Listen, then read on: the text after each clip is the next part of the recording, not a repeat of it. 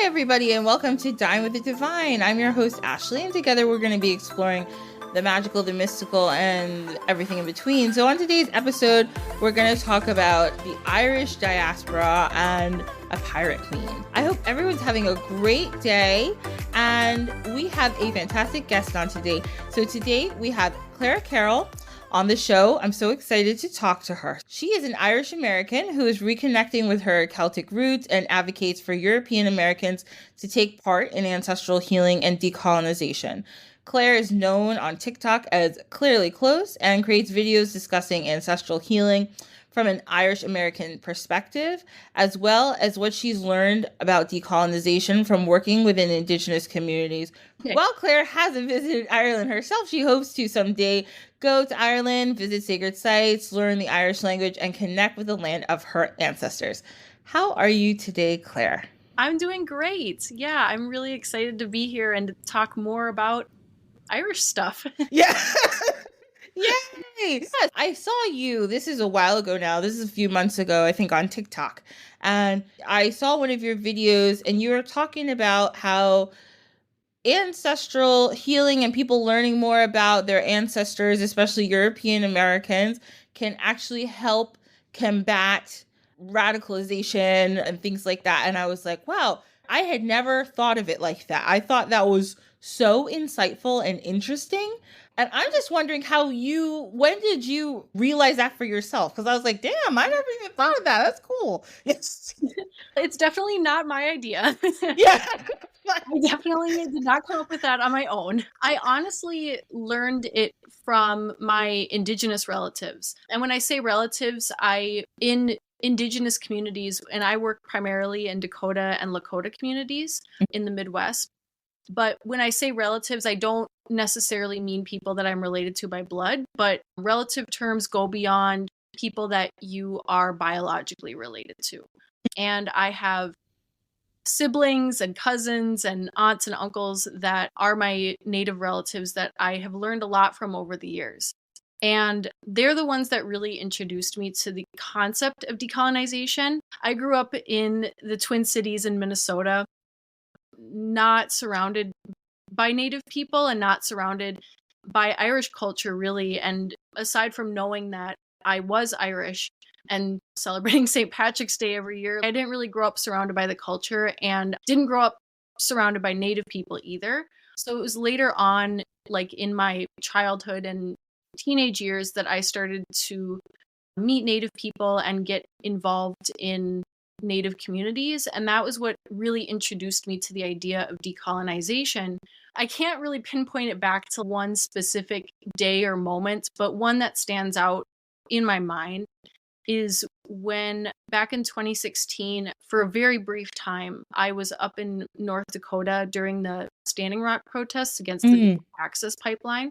And I, for some reason right now, the name of the lodge is escaping me, but basically that there was this lodge that was at the Ochedi camp that Indigenous leaders conversed in. And I was invited to visit in this lodge during one of their meetings. And at one point during the meeting, and I don't even remember what was being talked about, a lot of my time at Standing Rock, although it was brief, was a blur because there was a lot that happened in a short amount of time. I'm sure.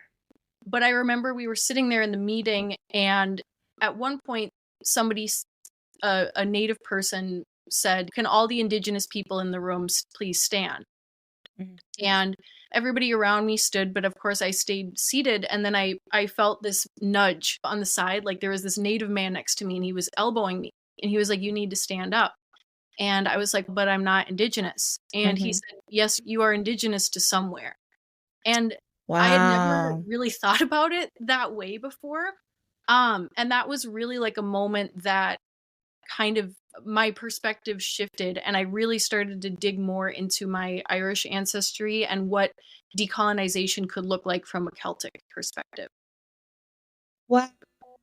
I just got like chills when you said that. I'm like, ooh, that's so interesting. I love that you're looking at it from this way and that you've been inspired by the Indigenous communities that you work with, because it's true. And your videos, you talking about this really got me thinking about it. And I was like, wow, I just think of a lot of the time, a lot of different places, we always talk about how actually the name of my business, Sankofa, is based on an Ashanti symbol Mm. called Sankofa. And it means to return and get it. That's literally what it means. But what it really means is to not forget where you came from. And what people say in a lot of different cultures, people say, if you don't know where you came from, you don't know where you're going. Yep. Yeah. So you think of a lot of these groups in the United States. And while there's a lot of, I live here, I was born in the United States, while there's a lot of really great things about it being a melting pot, and there are a lot of good things in certain areas, when I'm so happy that I grew up in an area where there's a lot of different people because I've learned a lot of different things. So that's great.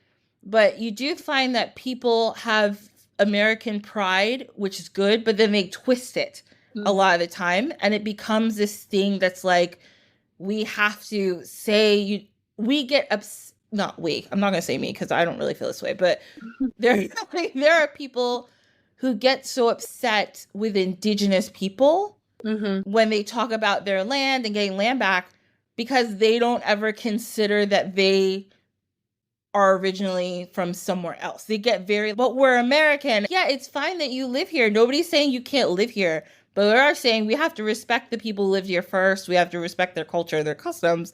But people get so wrapped up in this idea of being an American that they can't see past it. And it's when I was thinking about that, like based on things you said, I was like, wow, if we really just had this concept where people were able to think beyond that, no matter what culture they were from, and embrace their culture across the ocean or across land, wherever it is, but also be like, I am a displaced person or I am a person living in another country. That's fine. It's totally fine to live somewhere else.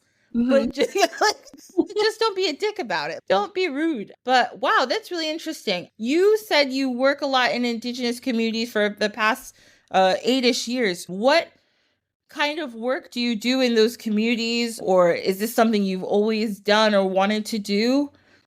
Definitely was not something like as a child that I never like had this dream of like, oh, I'm going to work with Native American people. Not that I had any, not that I disliked Native people or wasn't interested, but it was just never something that was a part of my life growing up. Interestingly, I became involved with Native people originally as part of a mission trip. And basically, so I'm a recovering Catholic. I grew up in a Catholic family. And actually, I joke about being a recovering Catholic, but my Catholic upbringing was pretty laid back. I went to a Catholic church in Minneapolis that was like very accepting of the queer community and people of like all religions. My religious trauma is a lot less severe than a lot. Anyways, when I was in high school, we were going through the confirmation process of officially becoming a Catholic. And at the church I went to, we all had to pick a project to take part in, like some sort of volunteer project. And it happened to be around that time that I had seen a TED Talk in my high school, I think it was my US history class, about a Native American reservation called Pine Ridge. It's out in South Dakota, about 2 hours south of the Black Hills. And the TED Talk, oh, I'm going to forget the name. It was something along the lines of, I think it's America's Prisoners of War or something like that. Prisoners of War in America. And it was about the history of colonization in Pine Ridge and what it looks like today, which now that TED Talk is about 10 years old, but it still looks pretty similar. And anyways, to bring it back to the church thing, I found out that my church was leading a group to go out to Pine Ridge, not to necessarily be missionaries. That wasn't the point of the trip, but it was to go out and learn about Lakota culture, to learn about the history of the reservation, and to do basically different projects with home repair, because there's a lot of houses out there that are in really bad shape, which Pine Ridge is, I believe it still is, Oglala County is still the poorest county in the United States. It's alcoholism is a huge issue. I believe it's like 90% of the residents in Pine Ridge live below the federal poverty line. So it's got a very brutal history, colonization. So anyways, I just randomly decided to go on this trip, and then during my time there really became connected with some of the people there. I met my Uncle Will out there, and he really taught me a lot. And I also visited the sites of like massacres and boarding schools and learned all this history that I'd never learned, and came back to Minnesota and told my family I can't be a Catholic. After learning all that, like I have a lot more that I need to learn, and a lot more work that I need to do, because I don't feel like it's right for me to be a Catholic. That's how it started. And then I started leading volunteer groups back to Pine Ridge for a few years. Then when I graduated high school, I studied Native American studies in college. And then, yeah, I've worked a few different things. I was the vice president of the Owachi Okota Kichie, which is the powwow committee at the college that I went to. I worked with an indigenous herbalist for about 2.5 years. And now I'm back in the Twin Cities and working for it's a Native American led environmental stewardship organization in St. Paul. Oh, that's awesome. Thank you. I know it's a long, winding story, but yeah, it's something that kind of came up. I don't believe that anything happens by accident, but kind of came up out of the blue, but is definitely something that is very important and prevalent in my life now. That's so cool. And I love how, like, speaking of TikTok before, but I saw a video on TikTok the other day. It was like, somebody was like, what's one minor thing that you did that changed the course of your life?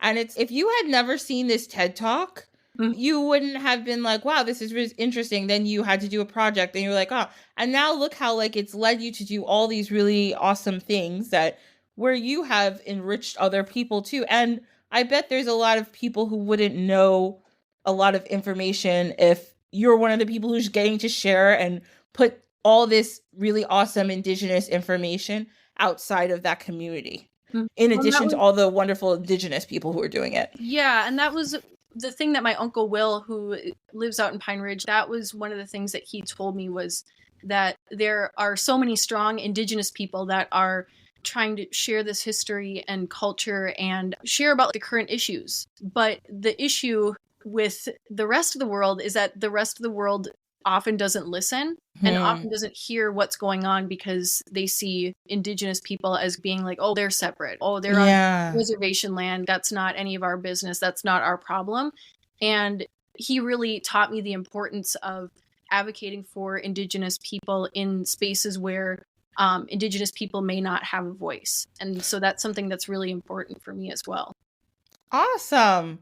Yay. I have to say, and social media can be terrible, but I have to say I've learned a lot from indigenous people on social media. Oh my gosh, yeah. That's one. I've learned so many interesting things from all different indigenous communities, whether they're indigenous people from the Americas or from Canada. And I see a lot of comedy that I didn't understand, but that I learned more about it. And I was like, okay, I get this. Like, it's like a lot of really wonderful indigenous people on social media making really good content that is fun and educational, and that is just like so important. And I'm so glad that we have another medium. I live in New Jersey, so I don't live adjacent to a lot of indigenous people.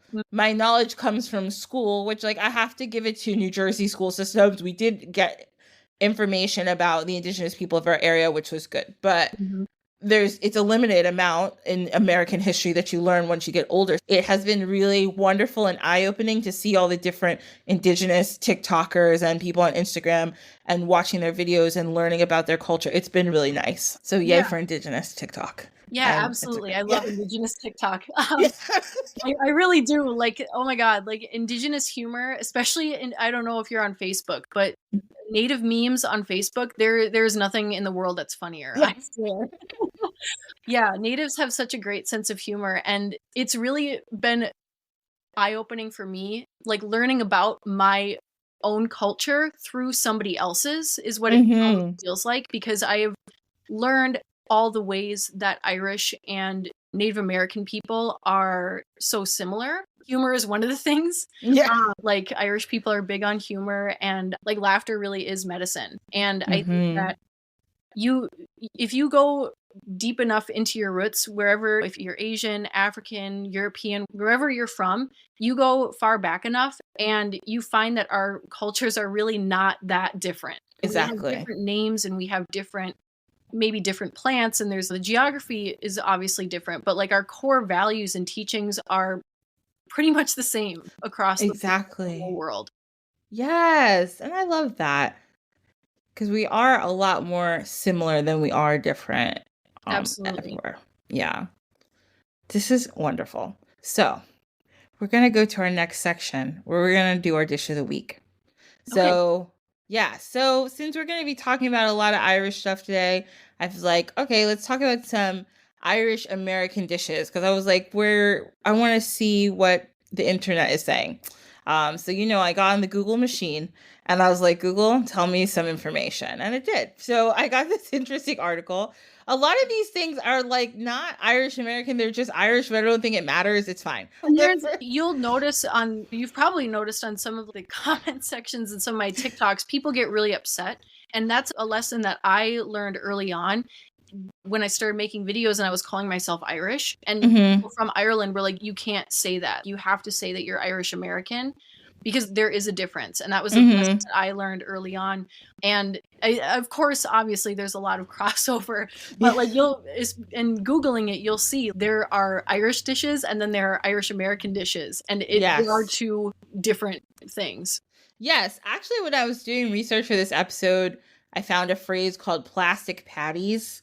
Mm. If you've heard of that, Oh, yeah. okay. I've been called that on TikTok many a time. Okay, yeah. So this is a term for people who are maybe part of the Irish diaspora and they talk about being Irish, but people are like, oh, you're not really Irish. I have thoughts about that too because I have this same issue in my own culture.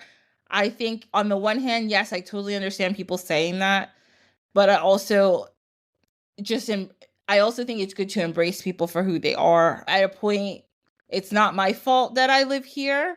It's like you know what I mean. I didn't decide these things, so I do think that while it's okay to say, okay, yes, things are different when you're Irish American versus even an Irish person living in England, it's different than an Irish person living in Ireland. And I Oh, yeah. totally, yeah, and I acknowledge that, and that's totally valid. It's also good that we gently criticize people and that we also embrace people for wanting to learn about their culture. I think that's important, especially people who are living outside their own culture. It's hard enough for us to sometimes get to experience what we want to experience and really connect. Mm-hmm. So I think it's always helpful when people embrace us and gently correct us. There's no problem correcting people. Just do it gently. Yeah, and there is of course a difference between like people that are like reconnecting and grew up in the culture, like you said, and Mhm. I have made many people on TikTok angry, especially early on, like when I first started talking about certain topics related to Irish history and culture. A lot of people were saying, you have never been to Ireland, you don't know what it's like here, it's really not your place to speak on this. And that was a very important lesson for me to learn. And at the same time, I've been a lot more careful in how I talk about certain things now. And I make it very clear that I am in no way an expert on any of these topics. I'm Mhm. just sharing my own personal experiences and what I've learned. But I am nowhere close to an expert on the topic of Irish culture. Like I said, I have never even been to Ireland and I would love to go someday. But yeah, I think that there there is a lot of division, and I've seen it in other cultures as well, like a lot of division when it comes to like, oh, who almost like deserves to Yes. practice the culture or reconnect to it. Yes, there we had another guest on, Hex Marie, and she is also on TikTok and she talks a lot about her Pennsylvania Dutch culture, and she has the same issue. A lot of Germans coming on being like, "You're not really German," and this and that and the third. And she also explains the differences between Pennsylvania Dutch culture and German culture, but there are a lot of similarities. So yes, things are definitely different. It's also good to see our similarities, and it's also good to help people connect bridges, because Irish American communities are just as valid as Irish communities. It doesn't mean since they're not in Ireland, they don't matter. No, they're just as valid, and things might be different, but let's just all get along. That's what I say too. Let's just all get along. Yeah, let's just all get along and be cool, okay? Well, Not be things uncool. so much easier. All just get along. Literally, that's it. That's it. End of the show. We don't need to talk about anything else. Okay. Bye, guys. This has been Dine. No, just kidding. Oh, so some Irish American dishes that we found. And of course, everybody loves all these things around the St. Patty's Day when everybody starts losing their minds about it. We got white soda bread. Mm-hmm. This is just four ingredients that you can make with that. And everything will be in the show notes if you want to make these things. Soda bread is very nice. I like soda bread. We have skillet beef and black beer stew. This is a take on St. Patty's electric skillet beef and black beer stew to celebrate St. Patty's Day. We have corned beef Reuben sandwiches, which they replace the no, they just add corned beef. I don't know how Reuben sandwiches. I don't really eat Reuben sandwiches, but if you do, you know what's replaced. I don't. They have Guinness beer cheese dip, which is probably really good. I don't like Guinness, but it's good in food. Mm-hmm. Like, I'll eat anything that says has Guinness in the food because it's usually delicious, but Guinness itself is hard to digest, in my opinion. I don't drink anymore, but back when I used to drink, I used to love Guinness, but now I'm not a real Irish person because I don't drink alcohol. Guinness is a very West African thing too. People in West Africa love Guinness. Yeah, I had a roommate who was Liberian, and we used to talk about that all the time. Yes, it's a thing. I don't know. Guinness. Yes, and like when you go over somebody's house, when they bring out Guinness, you're like, ooh. This is a fancy person. Slow cooker Irish chili, which has smoky flavors of traditional chili with dark Irish beer. Again, maybe a Guinness. Then you have Bailey's Irish Cream mini cheesecakes, which I'll definitely eat. Again, won't drink Bailey's Irish Cream because I don't like coffee flavored things, and I don't like milky things in my alcohol, but I might eat in the food. And then slow cooker corned beef cabbage, what a lot of people eat on St. Patty's Day to celebrate Irish stuff. So yes, this is our dishes of the week. And now we get to the part of the show where I plug myself quickly before we move on. If you like the show, you can, number one, keep listening to it. And you can, number two, make sure that you're following me on whatever platform. Obviously, it's free to do that. And you can come on the internets, on the socials. I'm at Dine with the Divine on Instagram and Dine with the Divine on Facebook. If you really like the show, you can give us a 5-star rating. It helps more than money. And you can say something nice about me on there. On Apple, Spotify. I think those are the only two you can do it on, but it's fine. If you want, also, you can give me money if you want. You can give me a tip. You don't have to, but you can if you want, just so you know. And if you have any questions, comments, or constructive critiques, feel free to email me at dinewiththedivinepod@gmail.com. Okay. Now we're going on to our tea time where we're going to talk about a subject. So what we're going to talk about today is like the Irish diaspora. Now, the first thing I'll say is I went to Ireland last year, which is a lovely place. Fantastic. Great. Love it. Love the people. I went on like a retreat, and there's a night of musicians, and one of the musicians, he was hilarious. And he said, yeah, the Irish, we're like fungus. We are everywhere. He said it, not me. He's Irish. And I laughed hysterically because the way he said it was very funny. And the fact is, there are Irish people everywhere. I live on the East Coast, so I live in New Jersey. Like I said before, like a million times, everyone on this podcast knows I live in New Jersey. So I live very New York adjacent. I'm not far from New York City. So everybody I know is part Irish or part Italian. Everyone I know. My best friend is half Irish and half Italian. Everyone in my adjacent areas, part Irish. People say, why is that? Why is everybody around here Irish? I'm going to tell you. Let me start at the very beginning, okay? Ireland got the shit end of the stick for a long time. There's 800 years. No, the other thing I want to preface is how Claire said this before. Everybody, please know that I started this podcast not because I want to be an expert on everything, because I am not. I just look stuff up and I tell you. I'm not an expert on anything. I just like to have conversations, and that's why I like this podcast. I don't want everyone to be an expert on everything. I just want us to all learn together. That's the best part. Mm-hmm. If you are an expert on something, that's great. I'm happy for you. And if you ever want to talk to me about it, like I said, you can email me. That's no problem.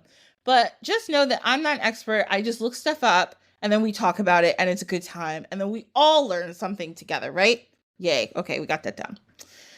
Like I said, this part I do know for a fact. 800 years, the English were fucking with the Irish. A long time, okay? Very long time. Long time. They wouldn't stop. It was like... They still won't. It's still a problem. And it's so funny because in Ireland, like, it's like when I was there, if you go on any tour or anything, everybody brings it up and then they're like, yeah, but it's fine now. Like... But it's not, and you can tell nobody is okay. Everyone's still mad. The peace. Everyone's still mad about it. Everyone's still mad about the quote-unquote troubles and everything. Everyone's still pissed. But they're like, no, but it's fine now. But then you go to a bar, and you really start talking to people, and they're like, actually, we're not okay. We're still pretty mad about how we got treated. And to be honest, I don't blame them. Because it just was ridiculous. So we're going to start at the beginning of the whole story. So really at the beginning, it started around 795 AD. Vikings started raiding Ireland. Now here's the thing. I'm going to talk a little bit about Irish geography. The eastern coast of Ireland is way more accessible than the western coast. The western coast is very rocky and like mountainous. And if you think like Game of Thrones and The Wall, like, that's how it looks. It's hard to get there. So a lot of the invaders came in from the east, think like Dublin. Now, and we're talking about Ireland proper, the Republic of Ireland, not Northern Ireland right now. Mm-hmm. So it was really hard to conquer the western side. So even to this day, a lot of the, like, real deep culture, Irish culture, is still really alive in the West more than it is on the East side, because the East had a lot more influence from outside. So the Vikings came over because the Vikings were just fucking shit up everywhere, all over the place. They didn't care. They didn't have time for your bullshit. So, and they had been messing with the British before. They had been messing with the British so much before that the British already knew them. They were living there. Well acquainted. Yeah, they were well acquainted. They were getting intermarried. It wasn't a big deal anymore. The British had just accepted their fate. The British had converted a lot of them to Christianity. Like it was like, it's not fine, but like it was okay. So that started happening. Then the Normans, who were like another kind of Norsey group, we're just going to refer to them as a Norsey group. They landed in around 1167. And then who followed them? The Welsh and the Flemings. Don't ask me about the Flemings, but you know the Welsh are. They were from Wales. So now there were some problems. There was a lot of issues going on in Ireland. Don't ask me about the clan system. I cannot explain it. It's very complicated. Look it up for yourself. I apologize. But there's a lot of clans and there's a lot going on and there's a lot of chieftains and a lot of people who want to be in charge. So there ended up being this drama where there was this one king and he was like, I want to be in charge. And then he did a coup and took over this other king. And the other king was like, damn, that's crazy. So he was upset. So he called up King Henry of England. I think it was King Henry II. We haven't gotten to King Henry VIII with all the wives yet. This is like early King Henry's.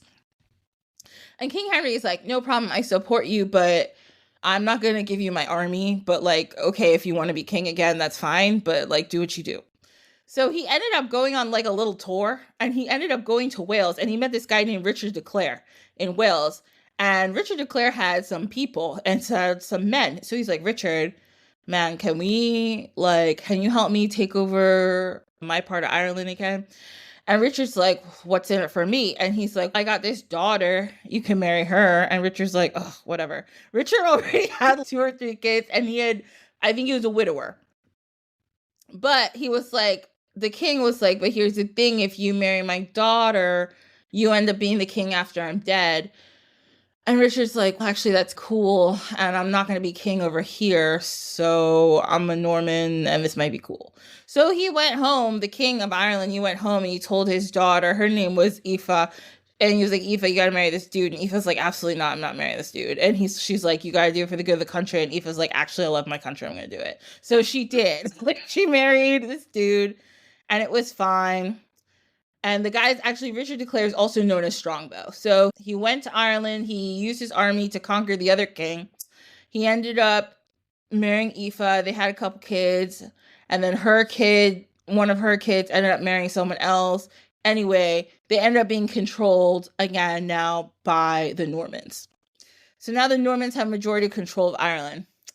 Everything's okay until around 1541, when the Irish Parliament, for I don't know what reason, they went and they bestowed the title of the King of Ireland on King Henry VIII after the uprising of Kildare threatened regional homogeny. So there was some drama with the royals. So they were like, King Henry VIII, just handle this for us. And they were like, okay.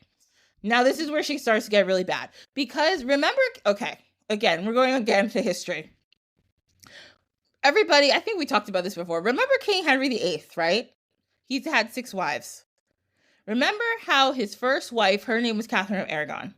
She was a Spanish hottie. She had married his brother, but then his brother died. So then King Henry VIII married her. But then she couldn't have a son. And you know, back then, everybody had to be a boy, whatever, it's stupid. So everyone had to be a boy. And she only had the one daughter, Mary. You remember Mary. She was a little wild.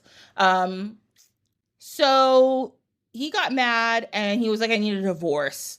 And the Catholic Church, which everybody in England was Catholic at the time, was like, you can't get a divorce. And he's like, no, I actually do. Catherine is the worst. She's not having sons because she can control that. Stupid. But she can't. So he's like, I need a divorce. And they were like, we can't give you a divorce. And he was like, okay, screw it. I'm just going to make my own church. And this is also around the time that Martin Luther was getting pissed off about everything. Not Martin Luther King. Martin Luther, the German one, remember?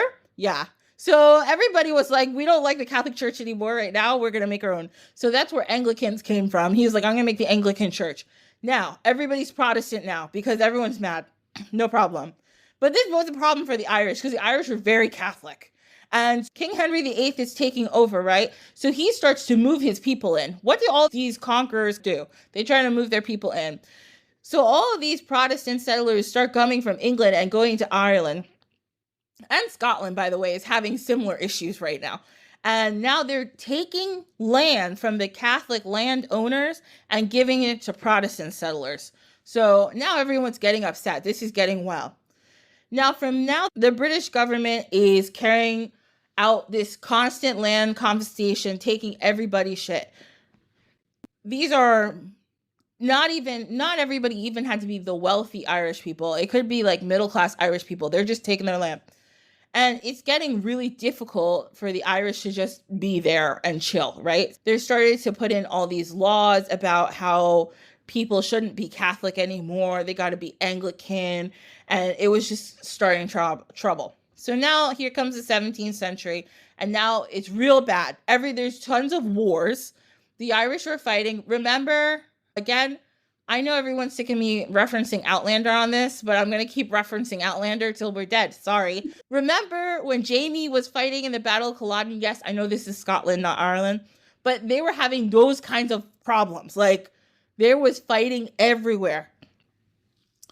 And the British had like a very big established army, And before this, like I said, there was a clan system. The other problem, sorry, I have to go back, was the Irish people with their clan systems and having some issues between them.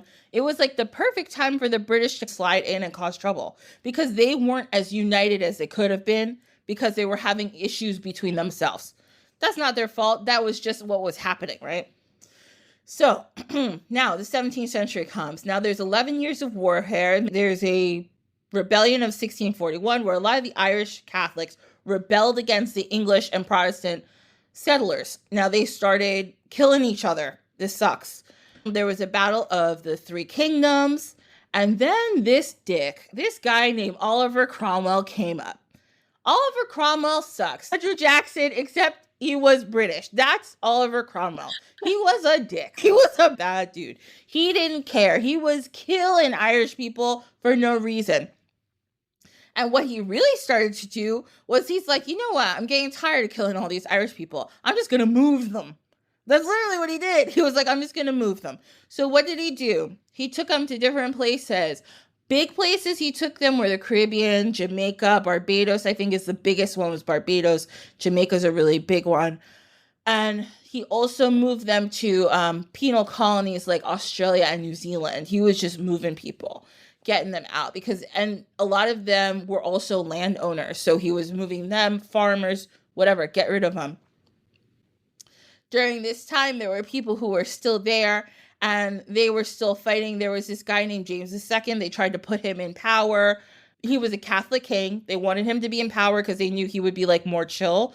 So a lot of the Irish Catholics tried to fight for that in like the 1680s, but it didn't work. And the Scottish, again, Battle of Culloden. You guys remember Outlander, very educational. Remember the king in Outlander? That's who I'm talking about. Okay, you guys know what I'm talking about. I'm glad. Now, so there was a lot of drama. They sent them all over the world. And then there was some more drama. Just know that a lot of drama was happening. Now, we're going to jump back to Ireland later, but now we have to go across the sea. So we're going over to the Caribbean right now, okay? So this is between the 15th and 18th century. Irish, English, and Scottish and Welsh prisoners were transported for forced labor in the Caribbean to work off their term of punishment. So there's two different things going on here. Now, we can call all of this indentured servitude, but there's two different situations. Some people, when it comes to indentured servants, were forced to do this. They didn't have a choice. They were prisoners. They had done something that the government deemed wrong. Now, when we say prisoners in these days, I'm saying that these people may have been prisoners the same way that our friend, what's our friend's name in Les Miserables? You know who I'm talking about. Hugh Jackman. I only remember him as Hugh Jackman. I can't remember. Yes. Okay, Hugh Jackman in Les Miserables. Remember how in Les Miserables, Hugh Jackman only went to jail because he had stolen some bread because his sister was sick? That's the kind of prisoners we're talking about. We're not talking about full out, yes, some of them were probably bad people, but we're also talking about they were just rounding people up. Also, just so you know, I learned this, and I'm going to try to find this somewhere. A lot of the prisoners, okay, so this is a side story. We'll have to talk about this another time, quickly. In Australia, especially, they were first taking dudes from these places, Ireland, even England prisons, Welsh prisons. They were just taking men. They took all these dudes over there. And now the British officers who are over there were like, wow, these dudes are out of control. They were sexually assaulting the Aboriginal women to the point, first of all, the British, they didn't care about that kind of thing. But it got so bad that they cared. That's how you know it was bad, right? They didn't care about Aboriginal people. We're like, damn, actually, this is getting really crazy. They called up England and were like, you're going to have to send us some women. So the English were, this is not funny at all. This is absolutely horrible. But the English women and these other women in the England, Scotland, they were so opposed to going to Australia, they just starved themselves. They were like, we're not going. They had to give them, they were force feeding these women. They were telling them, listen, if you go there, you don't have to be a prisoner anymore. Just go there because we need to get these men under control. You need to go there and just sleep with these dudes, basically. That's what they were trying to get them to do. A lot of the women didn't want to do that. They were force fed. They were all sorts of issues. But then some of them ended up going, right? So what they did, because these women were smart as hell, they got on the boats, right? And obviously the trip from England to Australia is really long. So every time they had to stop at a port, these women would prostitute themselves to make money. Because they said, we're not going there without any change. I said, these women are the smartest people ever. They were like, we have to do something. Can't just show up in this place with all these rabid men, not have anything. So a lot of them ended up going there and ended up being the wealthiest people there. Wow. Crazy. That is. Damn. Oh my God. I thought it was so smart. So there's that. So it obviously was probably really rough, but like that part of it was interesting. I read something about that. It was so cool. I think I listened to a podcast. I have to find it. Anyway, let's go back to the original story. I'm sorry I went so off topic. Okay. Oh, indentured servitude. Another really good, I'm referencing a lot of movies today, everybody. Sorry. A really good movie if you want to watch. It's really brutal and it's really hard to watch. I'm not going to lie, but it's a really good movie. Nightingale. It's so good. And the thing about it is Outlander, it's very brutal and people be like, oh God, this is a lot. But the thing is, it was the reality of the time. Was this bad? This is what it was like for people who were indentured servants at this time. It was really bad. So anyway, so these Irish people, Scottish people, Welsh people, they were sent over. We're talking about the Irish right now, so we'll concentrate on them. So they're sent over to the Caribbean, especially to live and be indentured servants. Now, like I said, some were forced. But on the other hand, some people left because they just had nothing in Ireland anymore. The brutality was too much around them. Their families, their lands had been taken. They didn't have anything. There were some people who did have some money and left because they thought maybe my life will be just easier there because I do have a little money. Maybe I can create a plantation and do work. So it wasn't always bad, but a lot of times it was. So anyway, the Irish, especially in Jamaica. Now, hey, I get to talk about my family. So my maiden name is Bailey, my mother's maiden name. And in Jamaica, there's a lot of towns, especially in the country, that have Irish names. And you'll find there's a lot of people with Irish last names. There's a lot of mix. There's a lot of fits.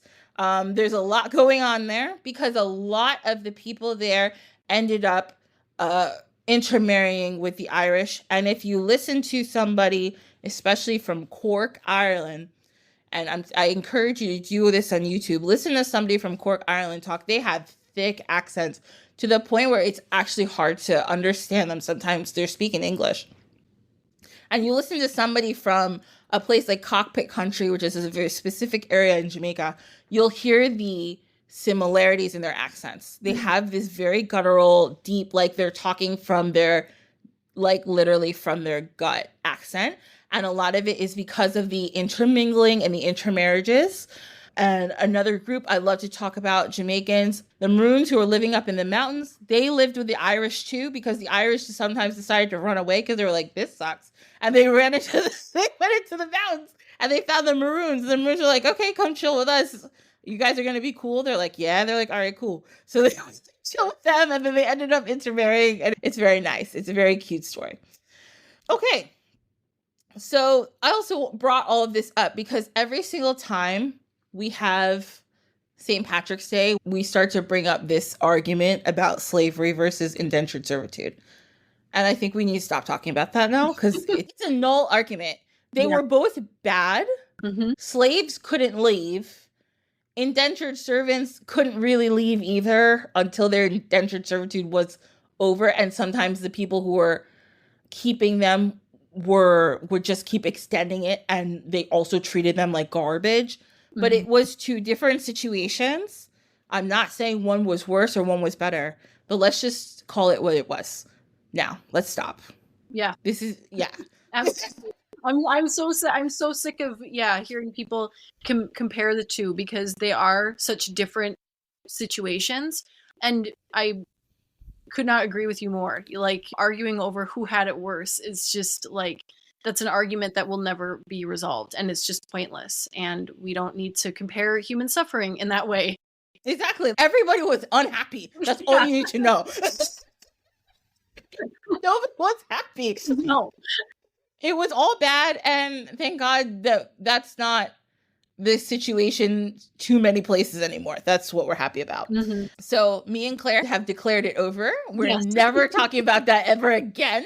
Yeah. I don't want to see one stupid article about it ever again in the month of March. I swear to God, I'm going to lose my shit if I see an argument like that again. Oh my God. I know. It's so annoying. So we have decided it's over. Okay. So now the other big, now again, more bigger problems for the Irish people. And again, this is the English is doing. So now we have Good surprise. Yeah, exactly. You're surprised because you shouldn't be. Everybody, I hope you're not at home saying, what? The English did it again? They sure did. Now,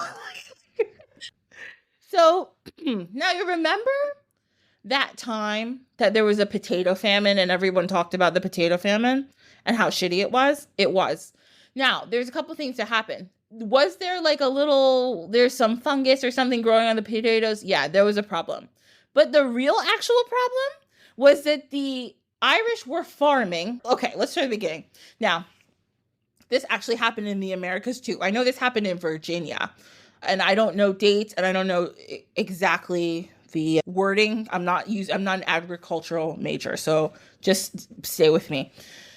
In Virginia, I think it was the Powhatan people. This is a Pocahontas, her people. They had a method of farming the land, and most places around the world understand this method where you don't farm the same exact thing every time. Mm-hmm. Okay? So they had a method of farming where they didn't farm everything the same time because that's the smart way of doing it. Also, tobacco, when you grow tobacco in certain places, it messes up the soil. Mm-hmm. So you can't grow too much of it, and there's a certain way you have to grow it. Again, they had been doing this for thousands of years, and they understood that. When the English settlers, the Pilgrims came, they were idiots, and they didn't know how to do this. They were like, oh, tobacco makes money, so let's just keep making it tobacco, which ruined the land, and then they couldn't farm anything on that land for tons and tons of years until the land healed. Now, they did the same thing in Ireland. They basically overused these lands to, especially like potatoes and other vegetables, to keep growing. Remember, Ireland is called the Emerald Isle. It's a lot of beautiful greenery and it's really nice, but you also just can't continuously farm certain things in the same exact place. So because of this now, the crops were not as good, and the British were exporting so many of the crops that they could take that the Irish people didn't have any food to eat. So this caused another problem. And this is another time where you see a lot of Irish people leaving Ireland because they were literally starving them. People were dying because they couldn't eat. They had no food for their own families. And they were making food. They were farming, but they owed so much food to the crown that they couldn't feed their own family. And I don't have a source for this off the top of my head, but when I bring up the potato famine, or in Irish it's called An Gorta Mór, or the Great Hunger, because in Ireland it's not referred to as a famine, it's referred to as an act of genocide. But one of the things that allegedly happened during that time as well is that a lot of the fishing boats were burned by British people. Because that's like a argument that people will make with me. It's like, oh, if Irish people were so smart or whatever, like if it was really like not their fault that they starved, why didn't they go into the ocean and fish? And it's because the boats were burned. And like I said, I don't have a source for that, like off the top of my head, but that is something that I have heard as well. Also, that's the dumbest question anyone could ask you. Oh, if they were so smart. What the hell are stupid ass question is that? People don't choose to starve. Like, nobody's choosing dumbass idiots. He's so mad. How dare you ask such a dumb question? People, especially on TikTok, people will ask it. People will really say anything they want in the comments. Also, people are really crazy. Also, this is totally random. if anybody watches Alone, I've really been referencing TV today. If anybody watches Alone, it's a very good show. It can be a little slow, so some people are like, oh, it's boring. I don't think it's boring. It's about, like, I think they pick 12 people and they put them out in the wilderness and they have to survive as long as they can, and whoever survives the longest. So there was this one guy, to want to talk about fish. There was this one guy who got fish and he was eating fish, but you cannot live off of fish alone. No. Like, yeah, he got protein sickness. He got sick and they had to take him out because and psychologically he started hoarding fish and then not eating it because he's always thinking he didn't have enough fish. So it was messing with his mind. It was a whole thing. Number one, you can't eat fish alone. Whoever's dumb and asked that question. Number two, this same thing happened about 100 years later in China. During the Cultural Revolution, Mao, that asshole, he was like, everyone needs to be a farmer. And all these people were like, we don't know how to farm. I'm a professor. I am a lawyer. I'm a garbage man. I don't know how to farm. He's like, I don't care. The guy's like, I am a secretary and my wife's a hairdresser. He's like, I don't care. You need to be a farmer now. So he tried that. And guess what? So many people starved to death because of Mao trying to say everyone should be a farmer when people who weren't professional farmers couldn't do it. Like, so why? Like, you can't just tell people to farm. That's not how any society works. If you look at any society, everybody had a job, right? Even when you go back 1,000 years to a small, okay, let's pick a random country. Go 1,000 years back to a small village in Kazakhstan. You're going to find that there was a couple families who did the farming. This person was like a blacksmith. That lady over there probably did like herbalism and hair and helped the women. Oh, that lady was a midwife. Everyone can't just do one thing because that's not how societies work. Yeah. Yeah. Okay. That's just me and Claire are here to tell you. If you didn't know. This is how society does not work. Exactly. Everyone farms. Nothing else will get done. Yeah, this is not Animal Crossing now. Come on. You'd be like that. You know how in those farming games where you just touch a button and the egg comes? That's not how real farming works. It's really hard, actually. Yeah, and that's so true because I don't know if you've seen recently, because you said that you've spent time in Ireland. And recently, there's an article that many people have sent me that there's a program in Ireland right now that will, regardless of if you have Irish ancestry or not, if you move out to some of the more remote areas in Ireland, I believe it's like some of the Aran Islands, like out in Ireland, you will get paid to move like $90,000 to move out there. And I believe it's an agricultural program. They're trying to get more people into farming because the Irish population and the Irish landscape, like the literal land itself, has still not recovered from famine. And I don't think that people realize how big of an impact that An Gorta Mór had on Irish people, and not only the Irish psyche, but the land itself. You can, from what I've heard, and maybe you've witnessed this, you can still see the scars in the land. Yeah, I have to say, Ireland is like one of those places that there's certain places, and there's places from my own culture, where I go and I'm like, yes, I feel it. Ireland is one of those places. First of all, it's like a giant portal or something to, like, I don't know, another universe. You feel weird there. Like, this is amazing. But also you do feel that like pain. Even when you talk to people, like, yeah, it's like 100 or 50 years later, but like you still feel it. And people still have stories of their great so-and-so telling the story of when this shit happened and when this happened. So it's not, history isn't always as far back as everyone's like, it's not happening now, but it doesn't matter. Also, land physically, and again, I'm an amateur gardener. I have a couple okra plants in my backyard and some tomatoes, okay? And I buy my soil from the nursery. I'm not out there with a hoe. But the land really does need to heal, and the land remembers all that stuff, whether you're spiritual or not. I mean, if you listen to this podcast, you probably believe in this stuff, but like the land does remember. And I do feel that when I've been there, I do feel like this land knows that it's been wronged and it's had problems. So Yes. And I have seen those articles where they're paying people to move to these places. And I'm like, that's so cool. If I had the guts, I would do it. I don't. So the other thing that's really nice about Ireland is there's cows everywhere. Yes. Yeah. Oh my God. They're so cute. There's cows everywhere in Ireland. Also, if you want to get on TikTok, go on Hoof Talk.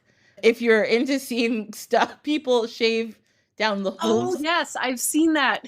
I love it's for some reason I find it therapeutic to watch Hoof Talk. I love it. I feel like I'm getting a manicure just like watching. Oh my God. There's two people I love. One guy, I think he is Irish. I think it's the Hoof GP, and then there's Nate, the Hoof guy. I love them both.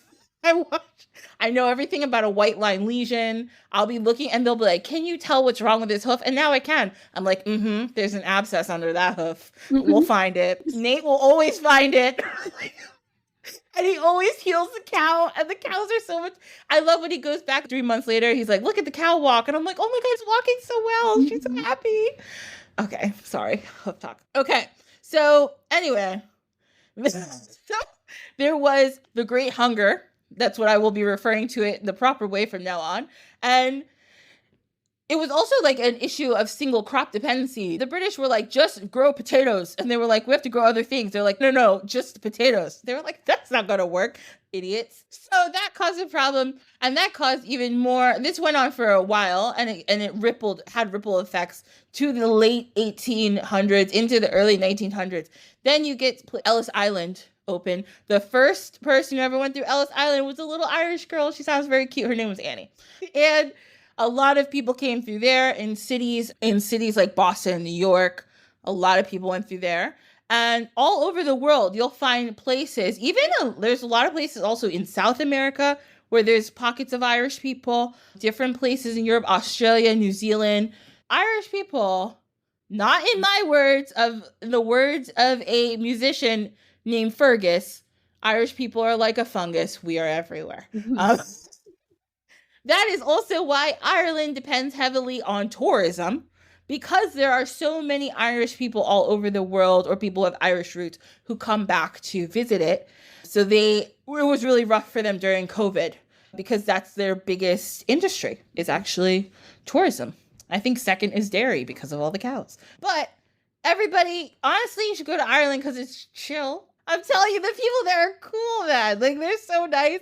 Irish music is cool. It's fun. It's a good time. So that's a little bit about the Irish diaspora. And yeah, if you're Irish, learn about your roots. If you're not Irish, learn a little bit of Ireland. It's a cool place. Now we're going to do our story time. So our story time is a cute little story about a woman who took no shit. I love, on this podcast, a woman who takes no shit. Everyone should know that by now. So we're going to talk about a woman named Grace O'Malley. Grace was the ultimate, I don't have a care in the world. I'm going to do whatever the hell I want. Oh, and she's the best. Oh, yeah. She's like, don't tell me what to do. She doesn't give a shit. Whenever I think I can't do something, I think of Grace O'Malley. And I think even if she is not my blood ancestor, she is my spiritual ancestor. And I have to embody her and I can get things done. At all times. This is why I picked her, because you do a lot of work with ancestors, and we have talked about it before on this podcast, that ancestors do not only have to be of blood. Mm-hmm. They can be of place. You have Indigenous ancestors now because you work with Indigenous communities. So you have people who are on your team up there who are like, yeah, right, she's cool. Like, so you have Indigenous ancestors of place, of vocation, of time, of just relation. If you have close friends or people, we've talked about this too. Like I was talking about queer ancestors. Queer ancestors could be Marsha P. Johnson. She doesn't have to be your real ancestor, but she's a queer ancestor. So you can have ancestors from different groups. So Grace O'Malley she's my ancestor too, of badass women, because she's just cool. So she was born in 1530 to a seafaring O'Malley clan. That was her clan. She decided to join them at sea, even though her father was like, Grace, you're actually not set out for this. So apparently what had happened was she was like, I want to go to sea with you guys. And her dad was like, absolutely not. You have to you have to be a girl. Girls can't do it. Whatever. And he also said, your hair's too long. She did. She showed up the next day and shaved her head. She's like, now whose hair is too long? She looked at her dad and said, try me. Try me. Oh, I love her so much. We haven't even gotten into like the amazing things she's done yet, but like, oh my god, everything about her, I just love her. She's so funny. So then she nicknamed Granny Grace the Bald Granny Mahal. We'll just say that for now because we've talked about this, maybe how the English lettering and English language doesn't go with other language sometimes. Forgive me for my mispronunciation. So we're not going to do too much Gaelic because that's a hard one. So her primary job, I don't know why I wrote this in my notes. Her primary job was to harass and piss off the British. And the Irish love her so much. She spent her life being like, this is going to be my profession. It's just to make British people angry. So here's some of the wild shit she decided to do in her life. Her first husband was killed. So what she did was she stayed in the castle.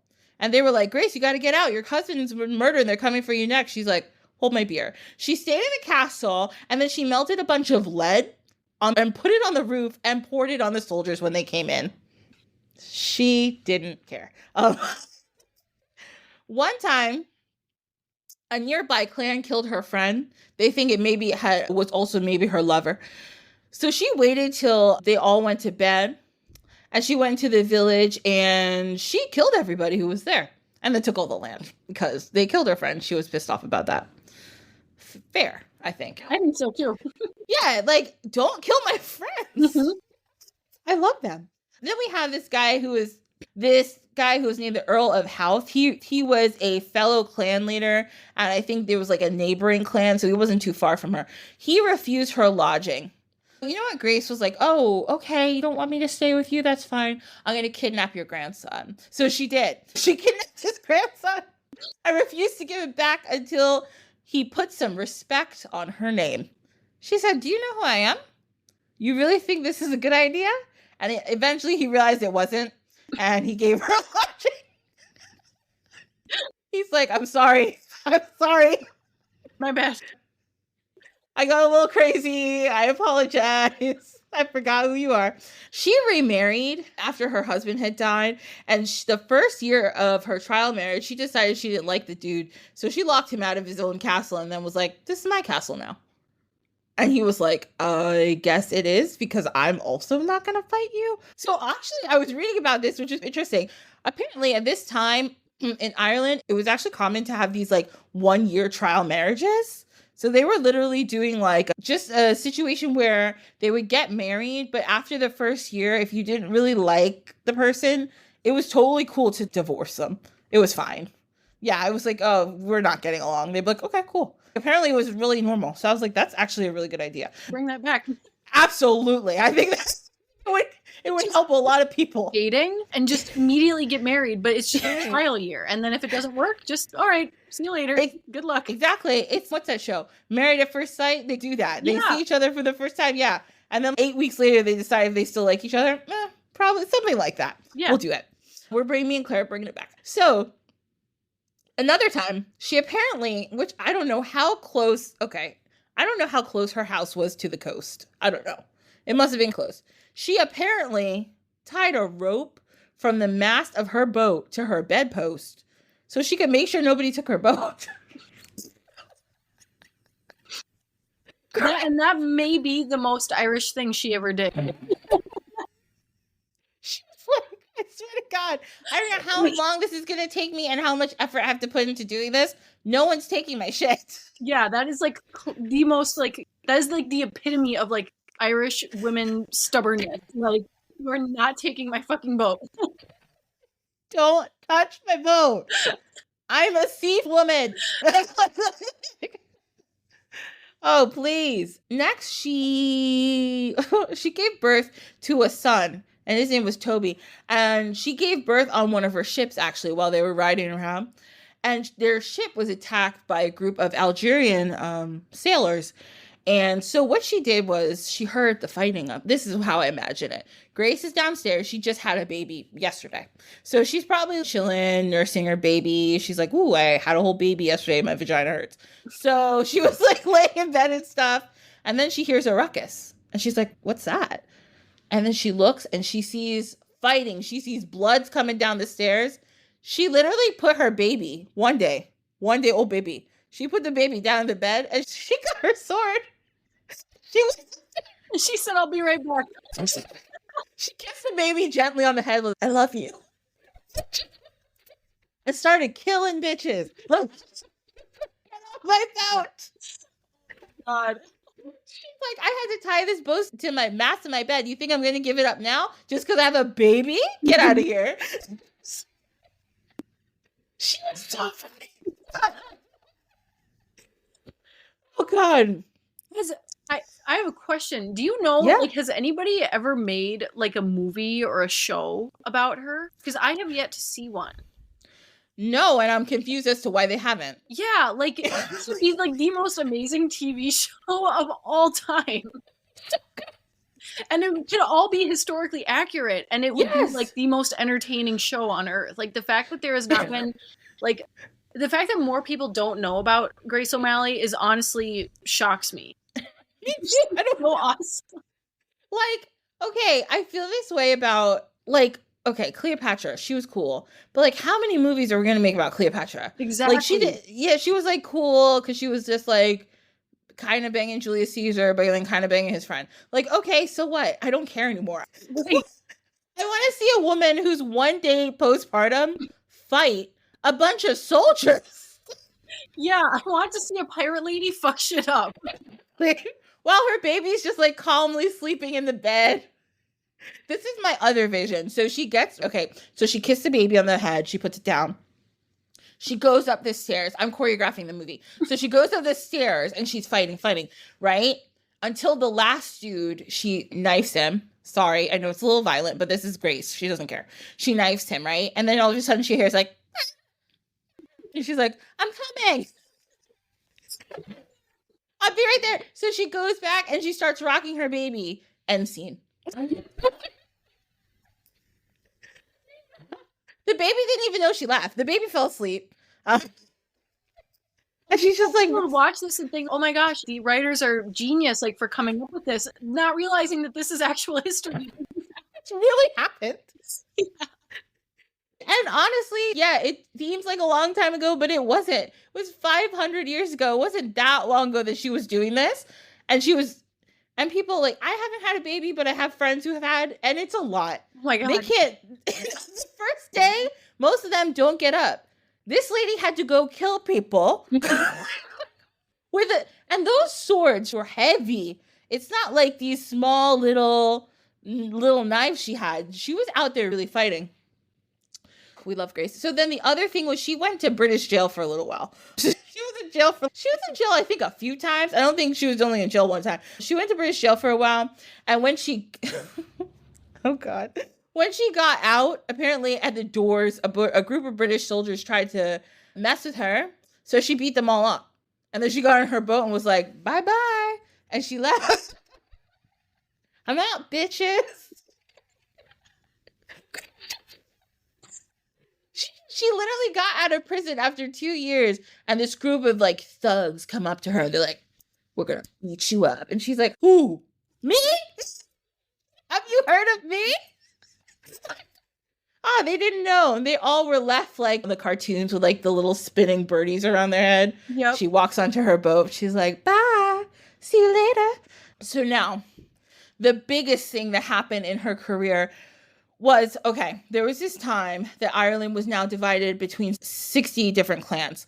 And this is one of those times when the British were like, great, everybody's fighting. Let's move in real quick. So Grace realized Grace wasn't only strong, she was smart. She was like, oh no. She's like, you guys, we can fight amongst each other, but we can't. It's like when you are hanging out with your family and maybe you guys have like a little infighting in the family. But then you know that you're all going to a party where you all dislike this other family. So you're like, we have to act like we're perfect so that the other family doesn't know. That's what she basically told everybody in Ireland. It's like, you guys need to get it together for this party. Yeah, she's like, I know we're all mad at each other, but we all hate the British. So we all have to get along. So she got people together. Her and her husband did. And they went and they fought against the British. And this governor's name was Richard Bingham. And he was Grace's biggest hater. He couldn't stand her. He couldn't stand her. And she couldn't stand him. They went at each other. First, Richard had her husband killed. Terrible. Then she was like, oh, you're going to kill my husband? Let me one-up you. She killed dozens of his soldiers and burned down a bunch of his castles. And a bunch of castles that were abandoned by Irish Catholics so the British couldn't have them. So she burned them down. Then he went and burned all her lands, killed a bunch of her cattle, and made one of her sons turn on her. So then she decided to start living on a boat because she was like, I don't have time for this guy's crazy. And he found a bunch of secret ports that she used to dock the boat on, and he burned them to the ground. So then she just started to get tired of it. And she said, you know what? I'm calling a little lady named Queen Elizabeth. You remember Henry VIII? Yeah, his daughter. Remember that lady, the Virgin Queen? She wasn't a virgin, just in case you know she wasn't. She just didn't get married, but she was out here doing it. Anyway, so Elizabeth. So apparently, she called Queen Elizabeth up and she went to the palace. She walked in barefoot and she was just being herself. And she's like, I'm here and I need to have a chat with you. And Queen Elizabeth apparently offered her a hanky. And she wiped her nose with it and threw it in the fire and said, in Ireland, we don't carry around dirty things.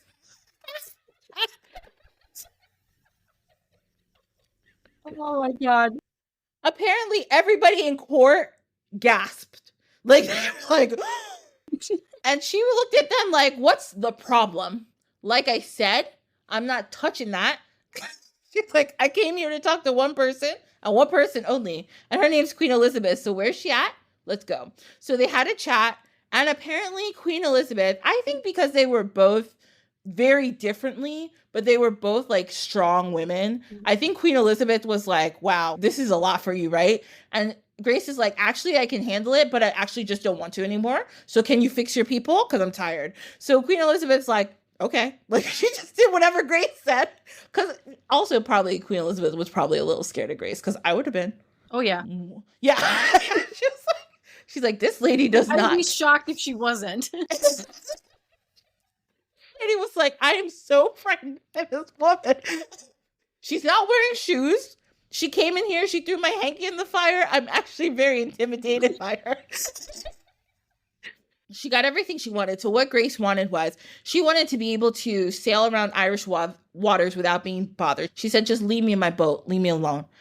Then she wanted them to lower taxes on the Irish, which they did for a while. Until Queen Elizabeth died, they had lowered taxes just because of Grace. And she told Mr. Bingham, leave me alone. She said, tell that man to leave me alone. And Elizabeth's like, I'm going to give you one better. I'm going to write you a note with my seal. You can hand deliver it to him. Tell him I sent you. And she's like, thank you. She took the note over to Bingham. She's like, oh, you know that lady, the queen? She has a message for you. Leave me the fuck alone. And she dropped her mic and she walked back on her ship. And she left. And from then on, till she was 65, she was just on her boat, living, being a pirate, till she was 65. That's when she died. And she died on the sea, which she loved. So we're just here to say, Grace, thank you for being a sacred ancestor for seafaring people, for badass bitches everywhere. For Irish people, thank you just for being awesome and not giving a fuck. Because Grace, when I read about this woman, I said, wow, how come nobody told me about her? She's so cool. She is so cool. And we could honestly use more women like her in the world today, I feel like. I feel like a lot of conflict would get resolved really quick. Grace would just show up with her knife and be like, say that again? What's the problem? And they'd be like, oh, sorry. And I'm not an advocate for violence. I'm just saying that things would get resolved very quickly. Everyone's like, sorry, Miss O'Malley. She's like, that's what I thought. Exactly. Put some respect on my name. Oh, God. Oh, I love it. I'm so happy that we know more about Grace now. That's our story time, everybody. And that brings us to the end of our show. Claire, this has been so fun. This has been a joy. Thank you for being with us. Just remind everybody where they can find you on the internet. Yeah, on the internet, I'm known as Clearly Close, which, by the way, people ask me why that's my name. Just because it's clearly close to Claire. Like if you like clear, you rearrange the letters. Oh, yeah. Okay. Anyways, that's like where that comes from. I just came up with it one day. It doesn't really mean anything. That's fine. So Clearly Close on TikTok, and I also am on Instagram as well. You can find me on there.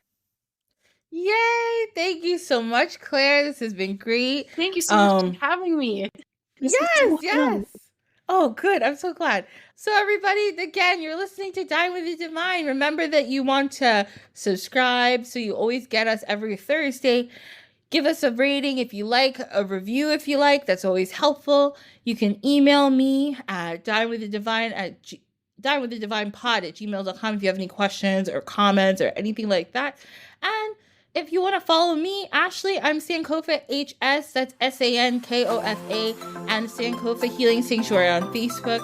Thank you so much. Thank you again, Claire, and we'll see all you guys next week. Bye!